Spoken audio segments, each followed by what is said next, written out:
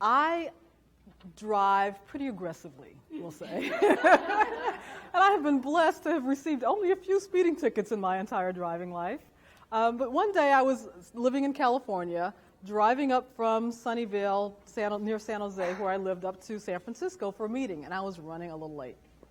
So I was flying up Highway 280. It's a very beautiful highway going through the hills. There were the hills on the side, and the fog was rolling in. And the road was pretty empty because it was a Saturday morning and hardly anybody was out. So I'm flying up the highway, and I look back in the rearview mirror, and sure enough, there's some flashing lights. And I thought, oh my gosh, maybe he's not after me. But he pulls up right behind me, flashes his lights, and I thought, oh, I guess I'm caught.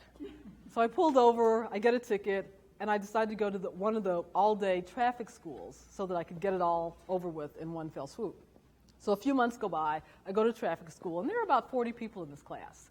And the instructor starts the class, and she's talking to the class. She has us all introduce ourselves. One of the people in the class was a firefighter.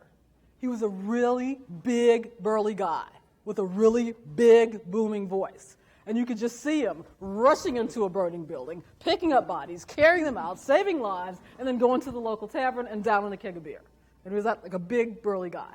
And he talked the whole morning. He interrupted the instructor. He got angry and fought with her about the person who gave him the ticket and what was wrong with them. And for every person in the class who said something, he had either some advice or a suggestion or a comment about it. Now, you know when you're in a room and there's somebody like that and you start to get really irritated, and then pretty soon you notice all the people around you are also getting irritated, their eyes start to roll, and they start groaning.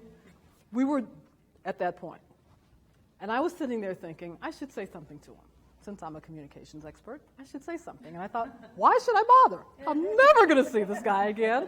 What possible benefit on earth could it be? He probably will take my head off, and I'll be hurt. Why should I do this?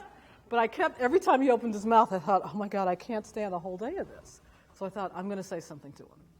So we get to the first break, and I'm about to approach him when I see him walking out with somebody else, giving her his sage advice, I'm sure, on something she had said earlier.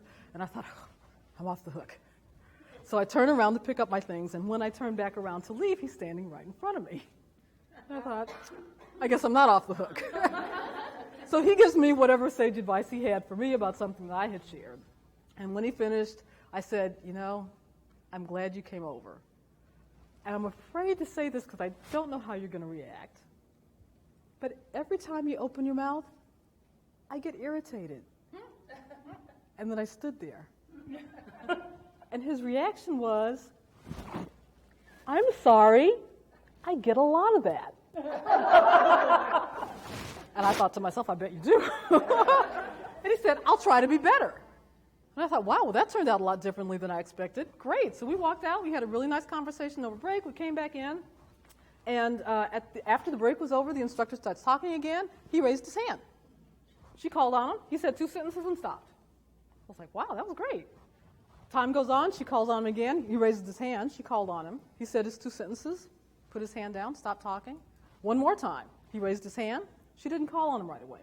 He kept his hand up, politely, quietly. She called on him. He said a couple of sentences and stopped. I was like, wow, this is great. One more time, he raised his hand. She, again, didn't call on him right away. And this time, when she does call on him, before he speaks, he turns to me, and he says, how am I doing? The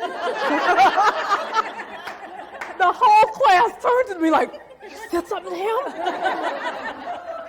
And I said, you're doing great. Thank you. I'm proud of you. You're doing fabulous. This is great. So we never know what's going to happen when we make those requests. So start where you are. I was afraid if I said anything, he was going to get angry. So when we do that, it really does kind of take the wind out of their sails and lets them feel where you are so that it's not you attacking them, it's just you expressing